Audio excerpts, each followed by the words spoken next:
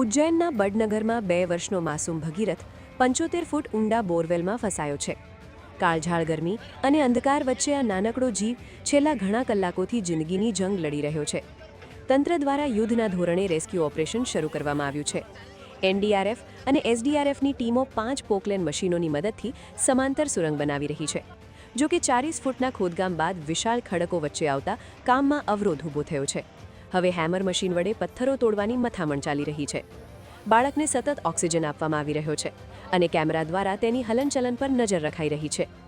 Rescue team હવે બાળકના હાથમાં દોરડાની રિંગ ફસાવીને તેને સુરક્ષિત બહાર કાઢવાનો પ્રયાસ કરી રહી છે.